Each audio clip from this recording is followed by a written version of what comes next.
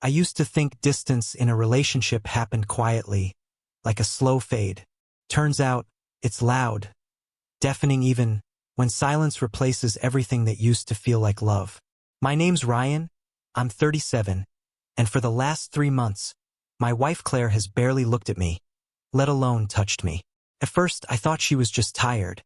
Work stress, hormones, maybe she needed space. So I gave it too much of it. I made dinner, I handled the laundry, I even started sleeping on my side of the bed without reaching out like I used to. She never seemed to notice. Nights became colder. She'd come to bed late, scrolling through her phone, the glow lighting up her face but never reaching her eyes. Every time I'd try to kiss her goodnight, she'd turn slightly. Not enough to make it obvious, just enough to make me feel it. You tell yourself not to overthink it, that maybe love changes shape after years together. But when the woman you adore flinches at your touch, that lie becomes harder to swallow. Then came the excuses. I'm just not in the mood. I'm exhausted. I think I'm getting sick. Eventually, she stopped saying anything at all. I kept trying date nights, flowers, conversations, but it felt like I was talking to a ghost who still lived in my house. The only time she smiled was when her phone buzzed. Sometimes she'd step into the kitchen to take a call, whispering, "It's work," except her work calls made her laugh, the kind of laugh I hadn't heard in months. One night, while she was in the shower, her phone lit up on the nightstand. A name flashed across the screen, Evan Marketing. I didn't touch it. I didn't have to. The way she ran out of the bathroom dripping wet just to grab it told me enough. I went downstairs, sat on the couch, and stared at the dark TV screen. That's when the realization hit. I was living in my own house like a tenant whose lease was about to expire. For a while, I thought about confronting her. But what do you even say?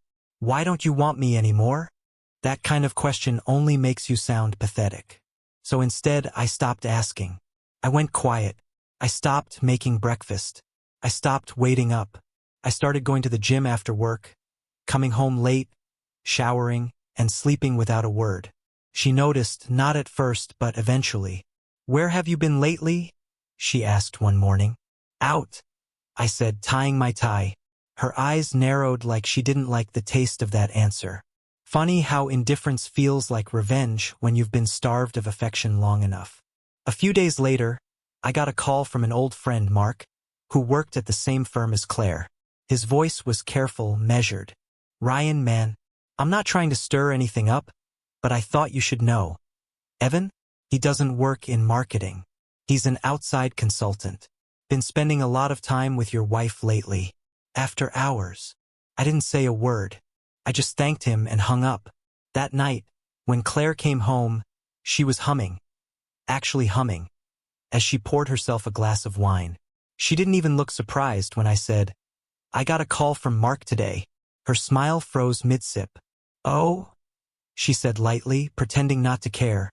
"Yeah," I replied. "He mentioned Evan. You've been working late with him?" She shrugged. "Sometimes. He's helping with a client pitch." "Right?" I said, keeping my tone even. "And the part where he calls you at midnight?" Her face hardened. "You went through my phone?" "No," I said calmly. "I didn't need to." The air between us was electric, thick with every unspoken accusation. She grabbed her wine and walked out of the kitchen, muttering something about trust. That night, she slept facing the wall. I lay awake staring at the ceiling, counting the cracks in the plaster, wondering when exactly we'd stopped being us. By morning, I'd made a decision. Not the angry kind, the quiet, final kind. The one you make when you realize there's nothing left to fight for. I stopped trying to fix it. I stopped chasing her. And within a week, she started to notice that too. It began with small things. Her suddenly asking what I wanted for dinner, brushing against my arm by accident, complimenting my shirt. I didn't react. Then came the call. I was home alone when it happened, her phone buzzing endlessly on the kitchen counter. The name flashing across the screen made my stomach twist again. Evan. The phone kept ringing until it stopped, then buzzed again. This time I answered. "Hey, babe," a man's voice said quickly, casual, like he'd done it 100 times. Just checking if you're still coming tonight. I booked that hotel we talked about. Silence stretched between us. Claire, he said again, laughing nervously. No, I replied. This isn't Claire. There was a pause long enough to hear his breath catch. Then he hung up. I didn't rage. I didn't throw anything. I just stood there, the sound of my own pulse thudding in my ears. A minute later, the front door opened. Claire walked in, smiling, carrying takeout bags. Hey, she said softly. I thought we could. Her eyes fell on the phone in my hand. The color drained from her face. Who was that? I asked. She didn't answer. The bags slid from her hands onto the floor, the smell of Chinese food filling the silence.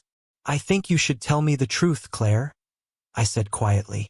Her lips parted, but no words came. Finally, she whispered, It's not what you think. I laughed. Not cruelly, just tiredly. Then what is it, exactly? Because from where I'm standing, it looks like my wife has someone who calls her babe when she's not home.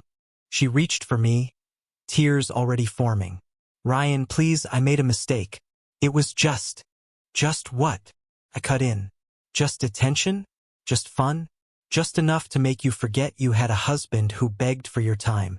She started crying then, saying how lonely she'd been, how things felt routine, how she didn't mean for it to go that far. Every excuse felt like a knife sharpened with guilt. I didn't shout.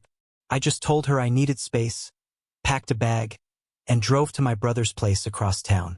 For days, she called and texted. At first, I didn't answer. Then one night, she showed up at the door, mascara smudged, wearing the hoodie I bought her years ago. Please come home, she said. We can fix this. I looked at her for a long time. Why now, Claire? Why only after that call? Her voice cracked. Because I realized what I was losing.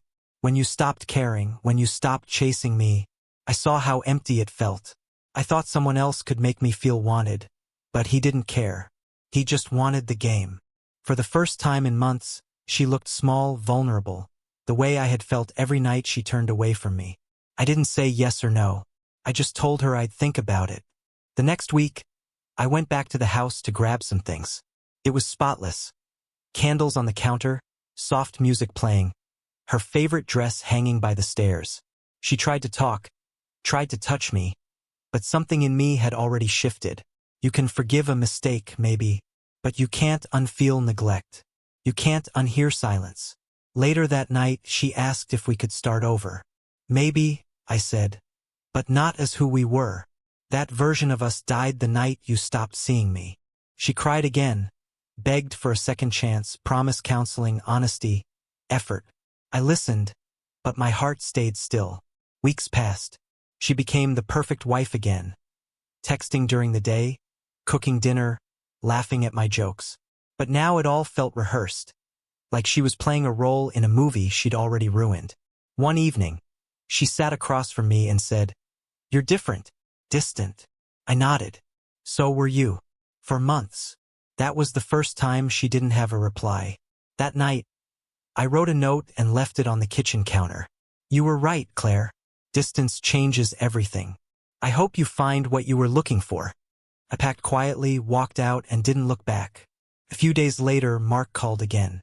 You good, man? He asked. Better than I've been in years, I said. Because sometimes the moment someone finally wants you back is the same moment you realize you don't need them anymore.